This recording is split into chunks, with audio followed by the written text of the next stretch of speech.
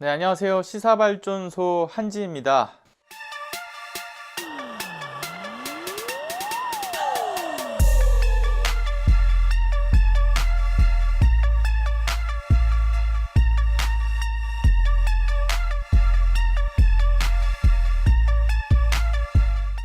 공수처법 개정안 8일 법사위에서 드디어 통과가 됐습니다.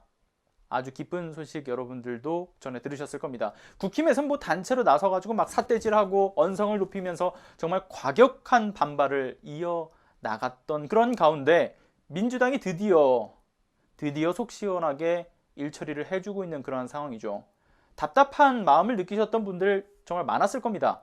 제발 이대로만 좀 쭉쭉 강하게 나가줬으면 좋겠습니다. 7일 공수처법이 법사위 그 일소위에서 통과되기 이전에 국힘에서 이 안건조정위로 이를 넘기면서 시간 끌기에 들어섰었는데 인권조정위에서 여당 3명의 야당인 최강욱 대표까지 있으니 결국 이들의 찬성으로 3분의 2 찬성 통과가 사실상 이미 예정되어 있었습니다. 그리고 안건조정이 통과가 되면 법사위 전체 회의로 넘어가게 되고 또 여기서도 다수결로 통과가 예정되어 있으니 국힘이 안절부절 못하면서 이것저것 다 걸었던 그 태클은 사실상 실패에 가까운 헛발질이었죠. 그냥 하이패스로 통과가 되어서 이제 본회의로 넘어가게 됩니다. 안건조정이 그 의결 과정도 신속했고 의결이 있은 지 40분 정도 만에 바로 또 이제 법사위원장이 전체 회의를 열어서 의결 절차를 지어버린 거죠, 마무리를. 그 과정에서는 국힘이 뭐 소리를 지르고 막고 난리도 아니었습니다. 그러면서 뭐 청와대와 민주당이 책임지고 역사의 심판을 받아야 된다 이렇게 목소리를 높이면서 회의장에 놓여있던 자신들의 명패를 반납하는 항의까지 했다라고 하는데 솔직한 마음으로는 명패를 반납하듯이 이참에 본인들 의원 배지도 반납을 했으면 얼마나 좋았을까 싶습니다. 그런데 국힘은 정신도 못 차리고 본회의에서 필리버스터까지 하겠다 그렇게 나선 상황이죠. 이에 대해서 김용민 의원이 국민들 걱정하지 말라고 페이스북을 통해서 해결 방법에 대해서 짚었습니다. 어차피 필리버스터는 시작한 이후에 24시간이 지나면 180석으로 필리버스터를 종결할 수 있다. 그렇게 종결을 의결할 수 있다라고 하는데요. 그렇게 종결 이후에 12월 10일 본회의가 가능하고 회기를 넘긴다 해도 그 다음날인 11일에 임시회의를 열고 표결이 가능하다라고 짚었습니다. 이렇게 국민들 염원을 받아서 눈치 보지 말고 완벽한 공수처를 설치할 수 있는 그런 개혁을 이뤄내길 진심으로 간절히 응원합니다. 자, 이번 공수처법 개정안 어떤 내용인지 여러분들도 아시겠지만 굳이 한 번 더 정리를 좀 하겠습니다. 내용은 이래요. 후보 추천 기한을 10일로 정해서 기한 내 추천이 없으면 국회의장 직권으로 사단법인 한국법학 교수회 회장하고 사단법인 그 법학전문대학원 이 협의회 그곳의 이사장을 추천위원으로 위촉을 하는 거. 그리고 공수처장 추천위원회 의결 종족수를 기존 7명 중에서 6명 그것을 이제 3분의 2로 완화하는 거. 특히 이 부분에서 국힘은 야당의 뭐 비토권을 무력화하고 있다 이런 헛소리를 떠들고 있는 상황이죠. 그리고 언론들이 이에 힘을 실어주고 있어요. 연일 보도되는 것만 보세요. 야당의 비토권 다 무력화시켰다. 헤드라인에서 쭉쭉 이런 내용만 뽑아내고 있습니다. 그런데 팩트는 뭔가요? 제적 3분의 2에 해당하는 찬성을 얻어야 가능한 것도 야당이 이 중립적인 당연직 그 위원을 단 한 명만 설득하면 되는 겁니다. 단 한 명만 설득을 하면 비토권 행사 바로 할 수 있는 거죠. 여당은 중립적인 그 당연직 위원을 전부를 설득해야 되는 거기 때문에 여전히 그 키는 야당에게 있다라고 봐야 됩니다. 야당과 언론이 짬짬이하며 프레임을 지금 씌우고 있는 거죠. 비토권 행사 무력화 아닙니다. 결코. 자, 그리고 또 다음. 이번 개정안은 기존의 그 변호사 자격 10년 이상을 보유하면서 재판과 수사 그리고 뭐 조사 업무를 5년 이상 수행을 한 그 경력이 있는 사람 이런 조건 찾기 쉽지 않죠. 아무래도 이러한 조건에 맞는 사람들을 찾기가 어렵다라는 그러한 지적들이 있어 왔기에 이를 5년 이상의 그 수행 경력을 빼고 변호사 자격 7년 이상 보유로 공수처 검사 자격을 이제 완화했다라고 합니다. 또한 야당의 개정 의견을 또 일부 수용을 하면서 검사의 불기소 처분 시 이 공수처장에게 재정 신청권을 주는 특례 조항은 삭제를 했다라고 하고요. 그리고 이전 공수처에서는 검사 수를 25명 이내로 제한을 했지만 이번 개정에서는 30명 이상 그리고 50명 이내로 변경을 했습니다. 그리고 수사처 수사관은 검찰청에서의 어떤 파견 수사관까지 그들을 포함해서 40명 이내로 제한을 했는데 이번 개정안에서는 검찰 파견 수사관을 정원에 포함하는 그 단서 조항을 삭제를 했죠. 그리고 50명 이상 그리고 70명 이내로 변경을 했습니다. 무엇보다 단서 조항을 삭제한 것이 중요하다고 보는데요.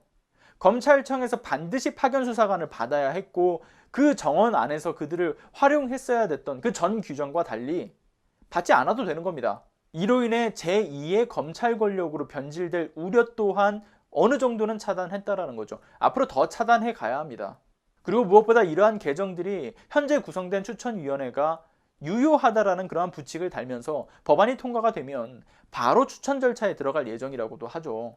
어쨌든 현재로서 남은 절차는 국회의장에 대한 보고서 제출 및 본회의의 상정에 의결하는 거라고 합니다. 그러니까 다시 한번 좀 정리를 하자면 이번 개정안 다시 한번 말씀드리겠습니다. 공수처장 선출 과정에서의 그 문제를 해결하고 공수처에 대한 그 권한을 강화하는 거라는 거죠. 공수처법이 검찰이 독점하고 있는 고위공직자에 대한 수사권과 기소권, 공소유지권을 이 고위공직자범죄수사처, 줄여서 공수처에 이양을 해서 검찰의 정치 권력화를 막고자 하는 것인데 참 오랫동안 우리가 싸워왔던 그러한 제도입니다. 힘겨운 싸움이었죠. 이는 1996년 처음에 그 필요성이 제기되고서 이후에 김대중 정부, 노무현 정부에서 공수처 신설을 추진을 해왔었습니다. 물론 그때 당시에 야당의 반대 때문에 무산이 됐었죠. 그리고 2017년 현재 문재인 정부가 공수처 설치를 1호 공약으로 내걸면서 이제 드디어 여기까지 왔습니다. 야당에서는 정말 온갖 프레임을 씌우면서 이를 반대를 하고 있지만 실제로 공수처는 반대로 대통령과 주변 권력들에 대한 수사가 가능하기 때문에 우리가 원하는 방향과는 달리 검찰이 아닌 오히려 정부를 향한 수사가 진행될 수도 있습니다. 향후에는요. 하지만 그러한 위험성, 그렇게 잘못될 가능성이 있다라고 해도 그 가능성을 받아들이고 진행했던 법안이죠. 민주적인. 7일날 문재인 대통령이 이런 말씀을 하셨습니다. 이번 정기국회에서 권력기관의 제도적 개혁을 완성할 수 있는 기회를 맞이했고 한국 민주주의의 새로운 장이 열리는 역사적인 시간이다. 이걸 강조하셨습니다. 권력기관 개혁이 마지막 단계에 와 있으며 견제와 균형의 원리에 따라서 국정원 그리고 검찰, 경찰 등의 권력기관의 그 권한을 분산하고 국민의 기관으로 거듭날 수 있도록 개혁 입법이 반드시 통과되고 공수처가 출범하게 되길 희망한다고 밝히셨습니다. 제가 좀 전에도 말씀드렸지만요. 아주 오랫동안의 국민의 수건이었습니다. 촛불을 든 그 마음이 박근혜의 퇴진과 처벌, 사실 그 이외에도 검찰 등 이 잘못된 권력기관의 개혁에 포커스가 있었습니다. 그렇게 뜨겁게 불타올랐던 촛불이었죠. 그리고 그 촛불이 횃불이 되었고 그 횃불이 성난 민심을 대변하듯이 붉은 파도가 되었으나 지금 우리는 광장에 나가지는 못하고 있습니다.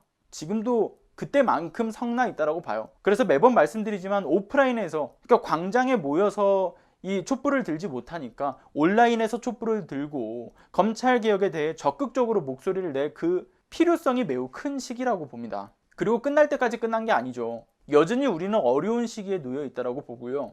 그래서 말인데 너무 뜬금없지만 최근 온라인 커뮤니티를 통해서 1인 시국선언까지 나오고 있습니다.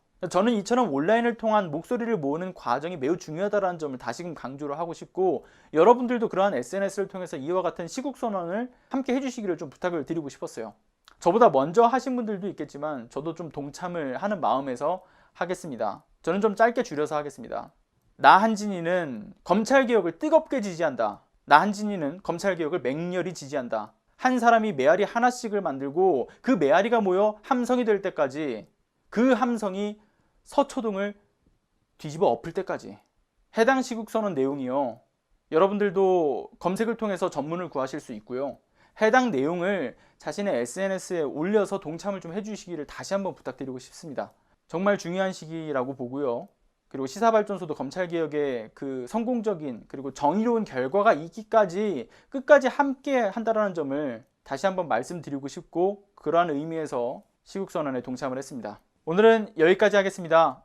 여러분들의 자발적인 공유는 더 많은 분들에게 이 개혁의 필요성을 인지하고 함께 목소리를 내게 하는데 정말 큰 힘이 됩니다. 구독 안 하셨다면 구독과 알람 설정 부탁드리고요. 좋아요도 꼭 좀 눌러주시기를 부탁드리겠습니다. 오늘도 끝까지 함께 해주셔서 감사합니다.